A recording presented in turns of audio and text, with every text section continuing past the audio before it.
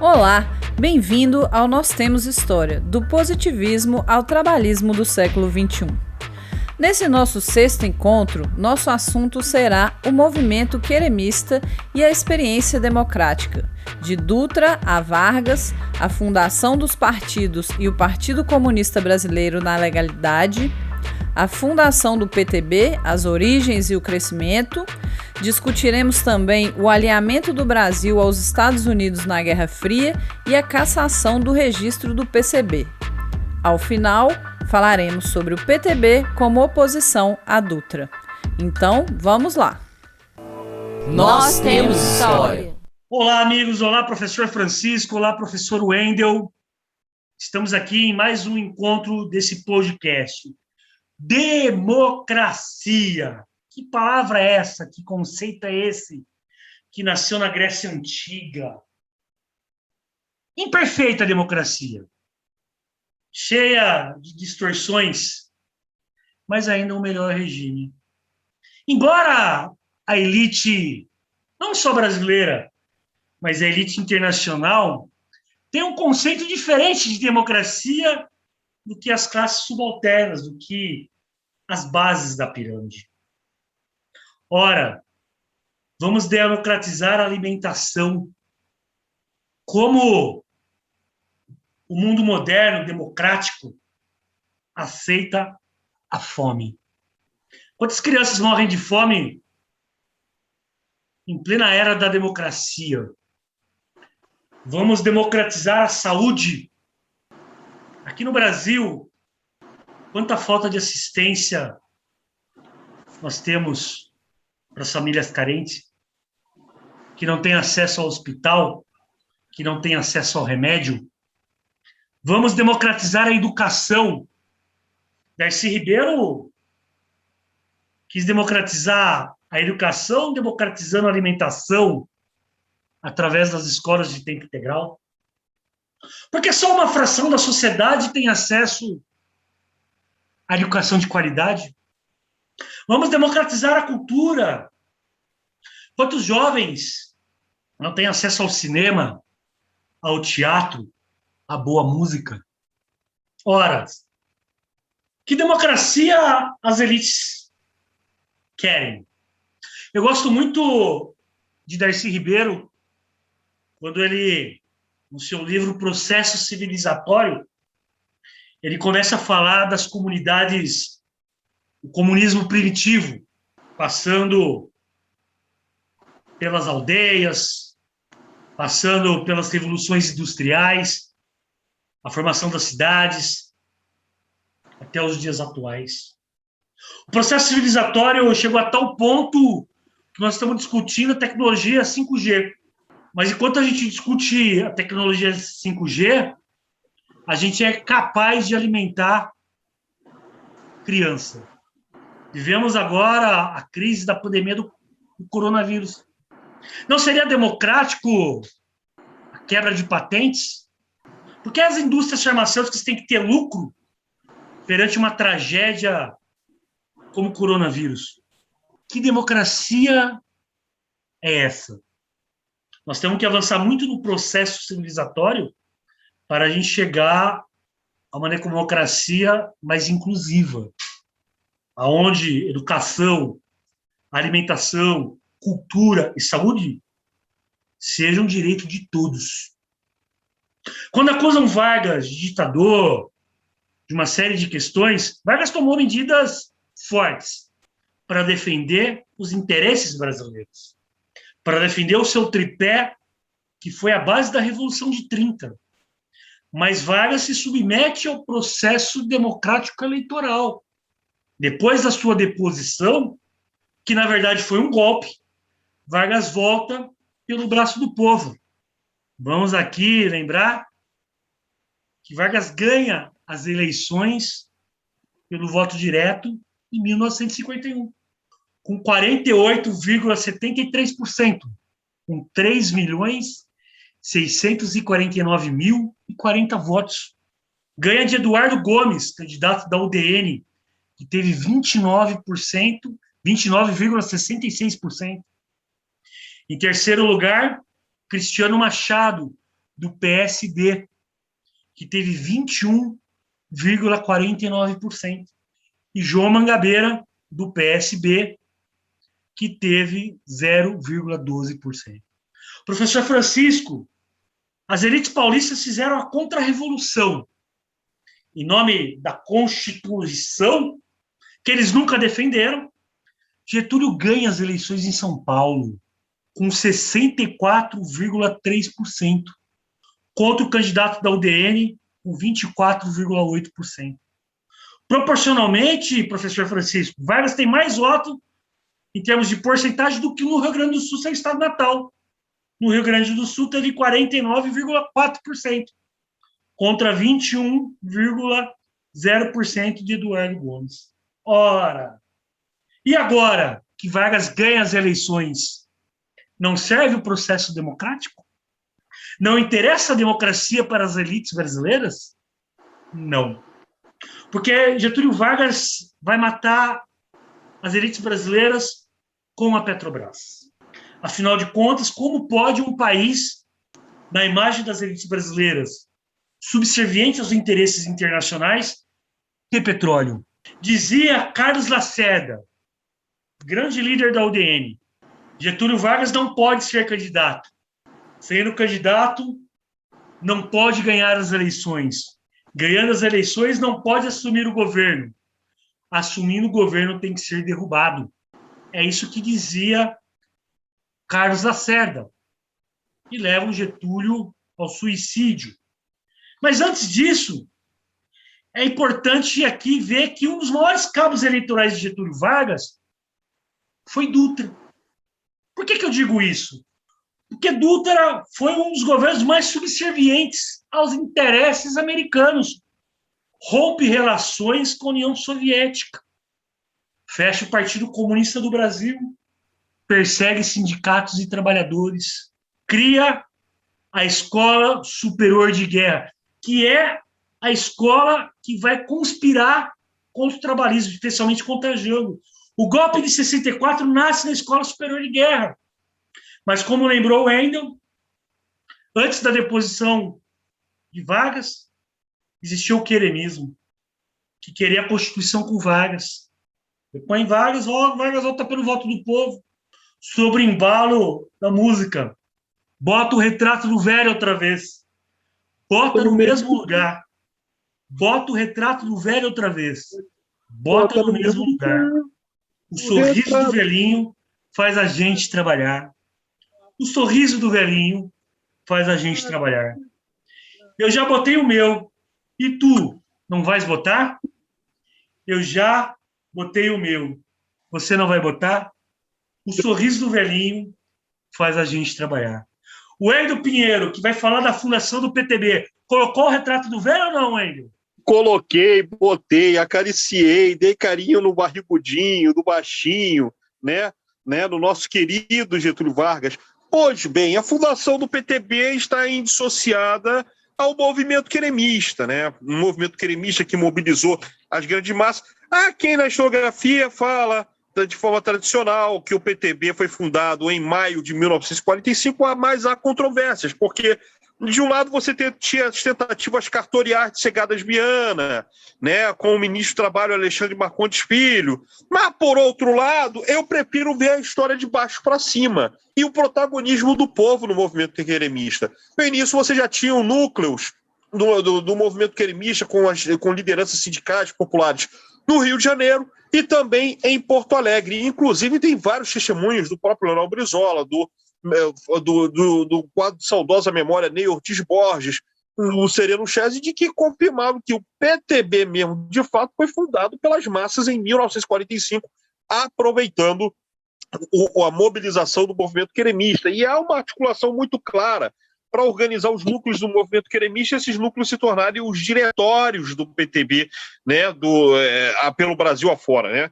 Então, tem muito conflito, inclusive não é pauta de consenso historiográfico, né? E chega a ser de forma muito assodada e afoita quando determinados historiadores ou cientistas políticos tentam colocar uma data institucional cartorializada do PTB em maio de 1945, quando já havia um processo de confecção desse partido pelas massas trabalhadoras do movimento queremista. E vale lembrar que Vargas já estava no processo de fundação do PSD, coisa que o nosso querido amigo Francisco vai colocar posteriormente. Quando Vargas começa a ver que o movimento queremista começa a trazer organicidade para o PTB e que, distante da atitude do PSD com seus oligarcas que apoiaram o Estado Novo, o PTB era apoiado por aqueles trabalhadores que reconheciam todos os feitos de Vargas no decorrer da sua era Vargas e no Estado Novo, eis que Vargas começa a aderir principalmente às teses do PTB, principalmente quando tem a filiação de um quadro paulista, que foi um dos fundadores do Sindicato dos Jornalistas, e mais tarde se tornaria deputado federal, José Barbosa, que sairia de São Paulo, iria para Porto Alegre, seguiria para a Estância Santos Reis, em São Borja, para fazer a filiação de Getúlio Vargas ao PTB em novembro de 1945. Pasme, isso é colocado, inclusive, no depoimento dele no Jornal do Brasil, em 1979, né? Naquele momento que havia um burburinho sobre a reconstrução do PTB. Então ele, inclusive, confirma que ele traria a filiação de Getúlio Vargas ao PTB. E, pasme, é algo muito curioso, pois as massas do movimento queremismo que fundava o PTB, mesmo Vargas não estando filiado, fariam dele presidente de honra do PTB. Isso é muito interessante, já que no trabalhismo, outro quadro, bem anos depois, seria considerado presidente de honra do PDT, chamado Luiz Carlos Prestes. E a revelia do próprio consentimento do Prestes, onde a plenária aplaudiu quando Brizola falou: olha, Prestes, não precisa de filiação, você a partir de hoje já está empossado presidente de honra do PDT. Foi a mesma coisa com Getúlio Vargas com o PTB, mesmo quando ele nem filiado era a essa organização. Pois bem, essa organização começa a ter uma série de movimentos. O primeiro movimento é surgido por uma série de jovens estudantes, jovens oriundos da classe trabalhadora, que não se encontravam nem no PCB, porque para eles o PCB tinha resposta para tudo. Reforma agrária, o PCB já tinha uma resposta. Reforma urbana, o PCB já tinha uma resposta. Projeto nacional, o PCB já tinha uma resposta. E os caras não se admitiam com os punhos de renda da UDN e nem com os burocratas do PSD. Então eles viam que o movimento do Queremos Getúlio estava dentro do PTB e eles se acharam com o partido. Então esse conjunto de jovens, esses guris, fundaram a Ala Moça, já em 15 de março de 1946, liderados por um jovem guri oriundo lá, né, do distrito de Carazinho, que se tornaria município, né? Era então o distrito de Passo Fundo. Esse cara se chamava Leonel Brizola e que tinha os seus amigos, um deles que seria o defensor dos animais, um dos primeiros vereadores da primeira legislatura de vereadores em Porto Alegre, chamado Bulorino Butelli, defensor dos animais, e também quadros como Sereno Chesney, Ortiz Borges, Fernando Ferrari, Feliciano Araújo, né, entre outros quadros afins. O próprio Pedro Simon estaria dentro da Ala Moça. Então esses seriam os fundadores desse organismo de juventude desse PTB. Haveria um movimento de mulheres, quadros como a dirigente sindical Hilda Leite, que foi a primeira membro do Diretório Nacional do PTB, e vale muito bem atentar, porque o PTB valorizava a pauta da mulher, embora o PCB admitia as mulheres, mas não colocava em órgãos de direção, diferente do PTB. Isso já é um grande pioneirismo. A Adélia Cardoso se tornaria a fundadora do PTB do Rio Grande do Sul e a primeira membro da direção do PTB em Porto Alegre, já é outro grande marco e uma outra dirigente popular. E assim sucessivamente. Mas isso também tem o Diretório Negro do PTB. Esse Diretório Negro do PTB foi fundado com quadros, pasme, como Abdias do Nascimento, Abdias do Nascimento, criador do Teatro Experimental Negro, né? E que daria uma série de agendas em prol da população negra. Tudo isso foi pautado, esses setoriais, pela existência do PTB. E esse PTB começa a crescer, não já tendo oposição já do poder público, porque desalojado Vargas, utilizariam-se do poder público para, inclusive, roubar fichas de filiação. Você sabia disso, Francisco Coroa? Isso já está no livro Um Tempo Bem Melhor para Se Viver. E eu agradeço, inclusive, ao Henrique Matisse pelos documentos cedidos, pois se não bastasse isso, porque muitas pessoas falam: olha, o PTB foi fundado pelo esquema do Ministério do Trabalho. mentirada, porque foi o movimento queremista que deu base a uma série de assinaturas roubadas pelo poder público e que, por conta disso, o PTB teve de utilizar-se das amizades que tinham, os quadros populares que tinham dentro do PSD para conseguir as assinaturas para a sua fundação. E qual não é a surpresa, meus queridos amigos e amigas? Vocês sabiam que o PTB teria a sua legenda quase cassada? Por quê? Porque eu tive acesso, graças ao Henrique Mathiesen, de um dos pedidos de impugnação do Partido Trabalhista Nacional, que diria que o PTB queria ser imitação do PTN, quem queria ser quem tinha pedido para ser o primeiro partido não era o PTB, e sim o PTN. E eis que o TSE dá ganho de causa a quem? Ao PTB. E aí acaba a brincadeira do PTN para tentar atrapalhar o surgimento do PTB. Então, essa é a realidade que a historiografia, infelizmente tradicional, não conhece. Porque, infelizmente, por mais que você tenha historiadores que escrevam no PTB, mas poucos são trabalhistas, poucos atentam para as vicissitudes e as variantes da criação do PTB, de forma que eu falo, de forma peremptória, de forma afirmativa, que depois do PCB, o primeiro partido de massas modernos no Brasil foi o Partido Trabalhista Brasileiro, e só depois, 3 décadas e meia depois, é que você teria a tentativa de outro partido moderno de massa, que seria o Partido dos Trabalhadores, de um lado, e o Partido Democrático Trabalhista de outro. Então, essa é para vocês terem o entendimento. E se você ainda quer saber sobre o processo de fundação, compre o livro, tenha acesso ao Tempo Bem Melhor para Se Viver, passa a bola para vocês, manda que eu chuto, e aí eu cruzo na área para vocês. Só quero ver se vocês vão mandar de bicicleta, de goleiro, ou se vai ser aquele toquinho, aquele gol choradinho, tá bom? Passo para vocês aí. Maravilha, Wendel. Muito bom você falar sobre as origens ideológicas do PTB e também contar, de fato, revelar esses fatos históricos que muitas vezes não são mencionados porque houve algum tipo de intenção nos textos que são escritos sobre a origem do PTB. Bom, eu, da minha parte aqui, pegando o seu cruzamento e tentando acertar o gol, vou falar um pouco dos outros partidos. Eu vou começar pela UDN, pela União Democrática Nacional, UDN. Então, agora é hora de história. E a UDN ela é criada, assim como o PTB, que é criada ali no final da Era Vargas, pelos queremistas, já começam a se pensar, e depois que o Vargas é deposto pelos militares, vai se organizar enquanto força política partidária. Nós temos a retomada do pluripartidarismo no Brasil, nessa retomada democrática de 1946 até o golpe de 64, a UDN, a União Democrática Nacional, ela vai se constituir de várias camadas da nossa sociedade no primeiro momento. Tanto é que ela tem lideranças, muitas vezes, que se contradizem em sua história. A gente pode separar, grosseiramente, a história da UDN, que vai de 1946 até 1965, quanto ao ato adicional número 2 e a cassação dos partidos políticos no Brasil pela ditadura civil-militar. A gente pode separar em 3 fases. A primeira fase da UDN é a fase da oposição sistemática ao Vargas. Então, a UDN, a gente pode dizer, a UDN nasce de uma oposição sistemática e violenta ao Vargas.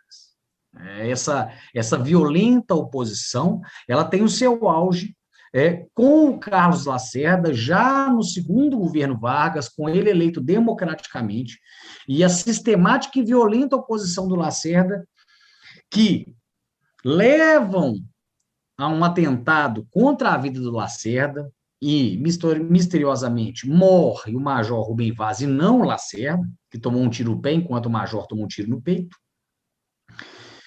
e que o próprio Lacerda depois acusa Vargas, e Vargas, então, por ameaça, e toma a decisão radical, mais radical de todas, e como bem disse o Vargas, ele oferece o próprio corpo em holocausto para defender o trabalhador e a trabalhadora brasileira.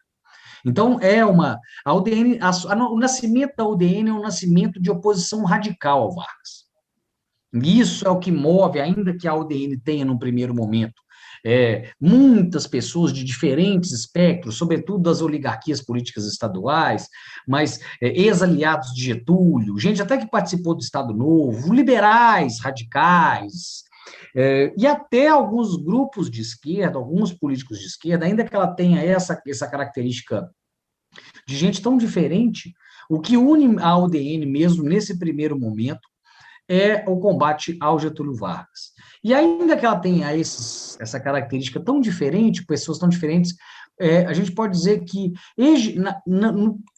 o que hegemoniza, a tese que hegemoniza na UDN, quem mandou na UDN mais tempo foram os reacionários conservadores de direita, com defensores de um liberalismo entreguista, que queriam entregar as nossas riquezas, tanto que a UDN é que vai combater a criação da Petrobras, quadros da UDN vão ser contrários à criação da Petrobras. Então, ainda que a gente diga que a UDN tem nos seus quadros pessoas de várias orientações ideológicas, a UDN, grosseiramente dizendo, é um partido que nasce na oposição ao Vargas, e que é um partido ultraliberal, né, e golpista, né? A UDN tem uma trajetória golpista, os políticos da UDN vão apoiar as tentativas, as sucessivas tentativas de golpe, a primeira, e talvez a que seria bem sucedida não fosse o Vargas, é a de 54, mas a de 64 também, não só eles apoiam, como o chefe, a gente diz, o chefe civil desse golpe de 64, era um político importante do UDN, governador de Minas Gerais, o senhor Magalhães Pinto, que inclusive, Wendel, infelizmente, dá nome ao glorioso Mineirão, o nosso estádio aqui. O estádio Magalhães Pinto é curioso porque aqui em Minas Gerais nós temos um estado de grande maioria conservadora, os monumentos com nome de políticos reacionários e golpistas não tem problema não, mas quando a gente quer colocar o nome de alguém progressista é um problema danado aqui. Então o estádio nosso Mineirão leva o nome desse golpista da UDN, que então era governador de Minas Gerais, banqueiro, criador do Banco Nacional, o senhor Magalhães Pinto. Bom, voltando então ao UDN, a segunda fase tida pela Fundação Getúlio Vargas como uma fase de denúncias de corrupção administrativa. É aí que aparece, junto com o Magalhães Pinto, o outro grande golpista da UDN, esse do Rio de Janeiro, o senhor Carlos Lacerda, que nós já falamos aqui em outros programas. E a UDN se coloca frontalmente contra dois partidos, um que para alguns significava a herança varguista, o PTB, e outro que significava um liberalismo não tão entreguista, ou estava ligado ou pelo menos em tese, a uma pauta mais de inibição, diminuição da desigualdade social, que era o PSD. Então, a UDN, de fato, ela se faz um partido cada vez mais conservador e moralista. Não por acaso, vai também ter um importante quadro do Rio de Janeiro, o senhor Jânio Quadros, né? Apoia o senhor Jânio Quadros, que é o presidente que governa 7 meses e renuncia por motivo de forças ocultas, segundo o próprio, e abandona o Brasil e abre as portas definitivamente para o golpe que se inicia em 61, com a renúncia dele, depois vem em 63, o plebiscito, e 64, que derruba o João Goulart. Então, a UDN, ela grosseiramente dizendo, um partido de oligarcas, um partido das grandes famílias dos partidos estaduais, não por acaso também, há outro quadro importante aqui, de Minas, que vai ajudar a formar essa UDN, o senhor Benedito Valadares. Havia uma disputa se a UDN se haveria uma retomada de partidos estaduais ou não. E o Benedito Valadares, que inclusive foi um interventor aqui em Minas do próprio Getúlio, notável pela sua ignorância, ele foi contrário a essa ideia dos partidos nacionais, mas a ideia vence. Então a UDN a gente pode dizer que ela vai participar dessa trinca de partidos nacionais pós-democratização. O Wendel já falou do PTB, a gente está falando da UDN. Então, a UDN ela vai ter, no grosso da sua história, esse antivarguismo, esse conservadorismo moralista, um liberalismo de mercado, e a UDN vai se tornar boa parte da UDN, depois do adicional número 2, vai se tornar o que a gente conheceu como Aliança da Renovação Nacional, a ARENA, que é o partido do sim senhor da ditadura militar. Por sua vez, o Magalhães Pinto, que era aqui de Minas, ele é esse chefe civil do golpe militar. Por quê? Porque é ele, enquanto governador do estado de Minas Gerais, quem vai articular junto ao militar o chefe do Quarto Exército, na época, general Olímpio Mourão Filho. Aqui em Minas também, eles vão organizar o movimento que inicia o golpe militar no dia 31 de março, que depõe o João Goulart. Vejam como, então, a UDN, como essa ala militar, representada, no caso, pelo Olímpio Mourão Filho, são figuras que já estavam organizando golpes e têm atitudes antidemocráticas ao longo de todo o período democrático de 45, 46 até 1964. Bom, o outro partido que aparece com força é o Partido Social Democrático. O Partido Social Democrático, ou o PSD, ele é de 17 de julho de 1945 e ele tem vida até 1965, com o adicional número 2 também. O PSD, ele vai ter uma organização mais ligada, vamos dizer, à vida urbana desse país que emerge como um país urbano. Ainda naquele momento, o Brasil tinha a maioria da sua população no campo. Porém, o Brasil já tinha importantes cidades, então o PSD ele vai estar ligado a essa classe política urbana. Seria uma direita que sabe comer com talher, né? E o PSD ele vai ser, de fato, o partido mais importante do ponto de vista da política institucional brasileira entre 45 e 65. Por quê? Porque ele tem diversos governadores, ele fez 2 presidentes, ele participou enquanto quadro em ministérios de todos os governos entre 45 e 64. Então, o PSD ele tem essa característica que seria, em tese, um partido ligado às classes médias urbanas, mas que é um partido que está profundamente enraizado na institucionalidade democrática brasileira, e ainda que fosse um partido de direita, né? Um partido liberal também, do ponto de vista econômico e relativamente conservador nos costumes, era um partido que tinha quadros que defendiam a democracia, quadros que defenderam a democracia, quadros que foram contrários ao golpe de 1964. Então, para finalizar essa trinca de partidos, aí, o UDN, PSD e o PTB, eu vou falar de um quarto partido que teve vida curta nesse período, no período democrático. Teve uma vida curtíssima, para ser mais exato. O Partido Comunista do Brasil, o PCB. Ainda não havia o do, né? Não tinha o PC do B, havia só um PCB.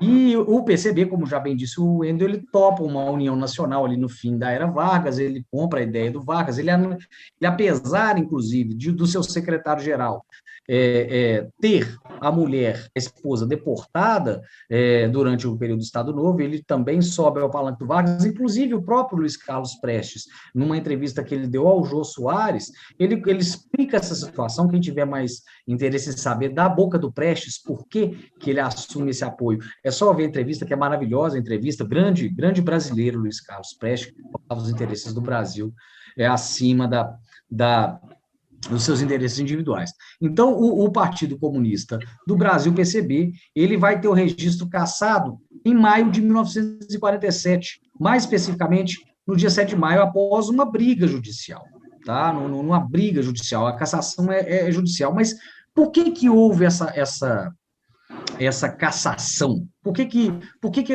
agrediram o PCB? Evidentemente porque o Brasil, no pós-guerra, ele se alia aos países liderados pelos Estados Unidos, aos países capitalistas. E o Dutra, o presidente do país à época, que assume e que tinha sido da cúpula do Exército durante o governo Vargas, ele se torna presidente, a gente sabe que ele era um presidente fraco. Há quem diga, inclusive, que a esposa dele, Dona Santinha, que mandava mais do que ele. Há também uma pauta muito moralista de costumes, eles fecham os cassinos. Há, de fato, um preâmbulo do que seria o Jânio Quadros, com aquela coisa dele de proibição dos desfiles de roupa de baixo. Ou seja, o Brasil se torna um país muito moralista nesse período, até hoje, mas era um país muito moralista. E o PCB, que é o Partido Comunista do Brasil, ele representava, ou ele era a ameaça institucional da Guerra Fria. Vejam, acaba a Segunda Guerra, o mundo entra no período conhecido como a Guerra Fria, onde você tinha de um lado os Estados Unidos e do outro lado a União Soviética, como as duas grandes superpotências que polarizavam o mundo. O Brasil se alinha, portanto, à área de influência dos Estados Unidos E isso tornava inviável a presença de um partido comunista no Brasil. Então, logo depois da redemocratização, e contraditoriamente, o Brasil voltava a ser uma democracia, porém, essa democracia não suportava a presença de um partido comunista. Aí o Partido Comunista do Brasil, em 1947, ele foi cassado. Bom, meus queridos, fica com vocês aí, então, para finalizar esse nosso encontro. Aí, repasso para você, Wendel, falando do PTB e a questão do Dutra, meu caro. Exatamente. Foi concomitantemente a isso, que foi uma coisa que eu também esqueci de detalhe, que o PTB constituído, né, por trabalhadores, né, por donas de casa, estudantes, seria um partido que também aglutinaria os setores intelectuais. Diante da articulação do José Vecchio, a um dos quadros intelectuais que tinha um grupamento que reunia o melhor da sociedade civil gaúcha, chamada USB, União Social Brasileira, comandada por um jovem advogado intelectual, formulador chamado Alberto Pasqualini. Em meio com a resistência das lideranças sindicais, eis que o PTB, a partir da articulação do José Vecchio, que era um grande dirigente sindical e que tinha rompido com a aliança trabalhista do PSD, pois via que o PSD não era um partido voltado aos trabalhadores, seria justamente o dirigente sindical José Vecchio, que comandava a seção gaúcha do PTB, que traria o Alberto Pasqualini às fileiras, e ele seria o principal e o primeiro grande doutrinador do trabalhismo brasileiro já naquele período. Pois bem, o Henrique Batista trouxe também a transição do processo político com a vitória avassaladora de Vargas para deputado federal em 5 estados e senador por 2 estados.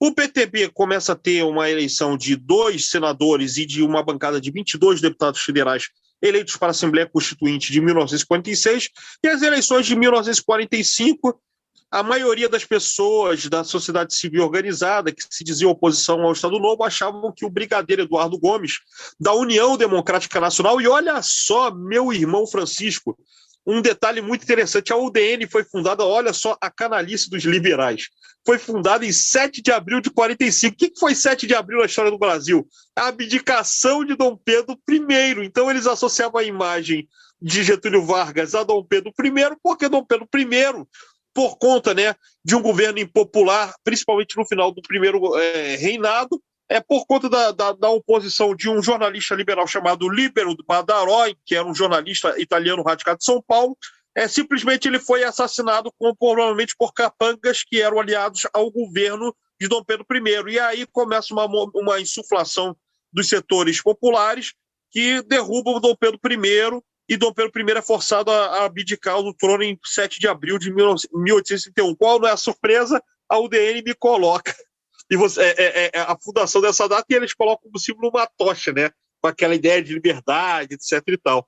Mas qual não é a surpresa? Que o PTB é constituído pelo conjunto de trabalhadores, líderes sindicais, estudantes e depois intelectuais ligados e associados ao Alberto Pasqualini.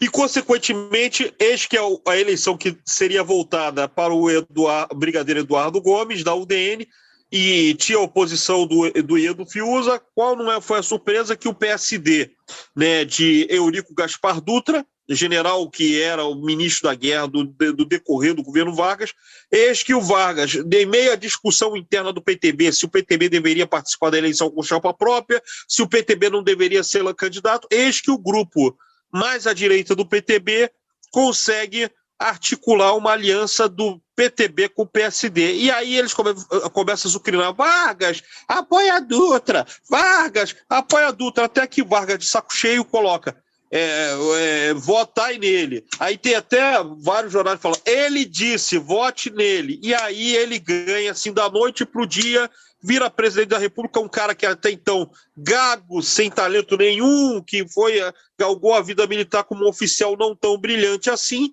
e eis que se torna, como muito bem Francisco colocou, presidente da República, mas sem aquela habilidade. Tanto que é que você raramente vê obra, eu acho que praticamente quase não tem obras que abordam especificamente o governo do general Dutra, de tão fraco que esse governo foi. O que a gente pode caracterizar em vias gerais esse governo?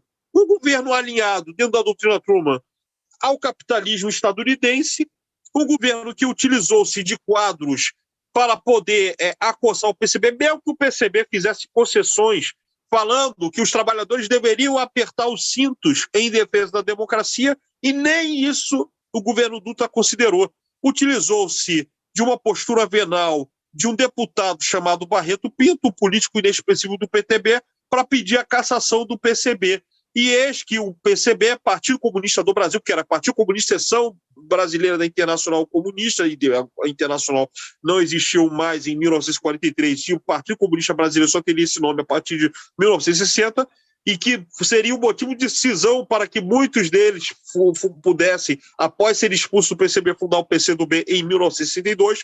Mas, enfim, isso é outro caso, a gente vai tratar isso mais para frente, mas, por conta dessa medida casuística, eis que os setores articulados com Dutra, que era ligado ao UDN, PSD, os setores dos partidos nanicos mais dentro dessa órbita, vão e apoiam a ideia da cassação dos mandatos. E o TSE coloca num processo muito constrangedor essa cassação da legenda do PCB, como muito bem colocada pelo Francisco, foi 3-2, e dentro desse processo os mandatos dos comunistas seriam cassados no máximo em janeiro de 1948. E aí o PCB muda totalmente de tática e vai para o extremo. Se eles no início defendiam o diálogo democrático a todo custo, eles vão para o outro extremo numa linha sectária que resultaria mais tarde no Manifesto de Agosto de 1950. Por sua vez, o PTB, não se sentindo contemplado, passa a ser oposição sistemática. E por que oposição sistemática? Porque além do Dutra estar alinhado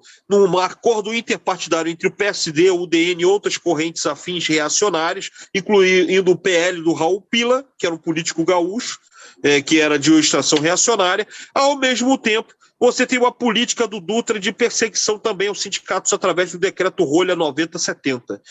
E com a perseguição ao movimento sindical, ora bolas, qual era o eleitorado do PTB? O movimento sindical que apoiava as políticas varguistas. E a partir daí que Vargas se torna uma oposição sistemática ao Dutra, mesmo estando exilado na Estância Santos Reis. E aí a galera, com saudade do baixinho gordinho que tinha promovido políticas sociais sucessivas no Estado Novo, fala, volta Vargas, e Vargas tranquilo na Estância de Santos Reis, conversando com seu amigo João Goulart, que era naquele momento deputado estadual, presidente da seção do PTB depois do Rio Grande do Sul, sucedendo o José Vecchio, e papo vai, papo bem, e ele fica exilado ali na fronteira com a Argentina, mas aí viu uma caravana de trabalhadores, caravana de dirigentes, entre outros, falando Vargas volta, e o velhinho começa a voltar, vamos voltar. Não, o Dutra está fazendo uma sacanagem, tem que colocar num governo voltado à justiça social, porque o libriano ele é muito justo, ele pondera muito, e ele ponderou, será que eu volto, será que eu não volto? Vou voltar ao catete.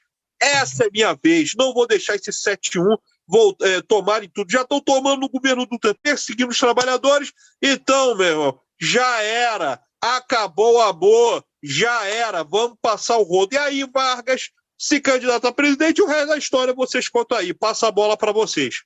Eu acho um absurdo falarem dessa forma do governo Dutra. Afinal de contas, ele foi um belo cabo eleitoral do Getúlio. De tão mal que foi o seu governo, tem que botar o retrato do velho de novo. O velho tem que voltar, entendeu? Então, muito bem, professor Francisco, professor Wendel. Algumas curiosidades, né? Antes você estava contando de quando o Brizola coloca Prestes como presidente de honra do PDT. Nesta convenção, o que o Prestes falou foi o seguinte, olha, governador, eu tenho muito gosto pelo PDT, mas eu só posso assinar uma ficha na minha vida, que é a ficha do Partido Comunista. Mas não me oponho. Aí, Brizola, um gentleman, não tem problema, não precisa assinar ficha. Você é o presidente de honra do PDT. E assim se deu a história. Quando o professor Francisco fala do Lacerda, né, da briga contra o trabalhismo, não sei o quê, eu me lembrei de Assis Chateaubriand, donos dos diários associados. Era o Roberto Marinho da época. E o Getúlio, com esse negócio da Petrobras, contrariando os interesses não pátrios, Assis Chateaubriand faz uma campanha pesadíssima contra o Getúlio, acusando o Getúlio de tudo. Eis que vai um amigo de Getúlio falar com Assis Chateaubriand. Assis, para com isso, de atacar dessa forma o presidente. Assis Chateaubriand fala o seguinte, abre aspas, Eu não tenho nada contra o Dr. Getúlio.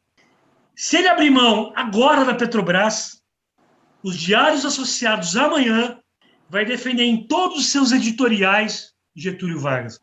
Basta abrir mão da Petrobras. Fecha aspas. Para você ver o que é a elite brasileira. Antipátria. E a UDN representava esse antipatriotismo contra o Brasil. A UDN é o partido da velha república, naqueles interesses inconfessáveis, como muito bem colocou o professor Francisco. Estamos terminando por aqui. Até a próxima. Obrigado a todos. Nós temos história.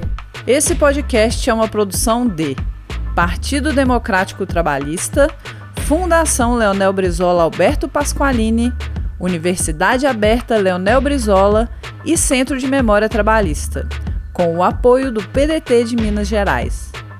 Fique ligado! Para mais informações, cursos e notícias, acesse e se inscreva no site da Universidade Aberta Leonel Brizola, www.ulb.org.br. Acesse também o canal do Centro de Memória Trabalhista no YouTube.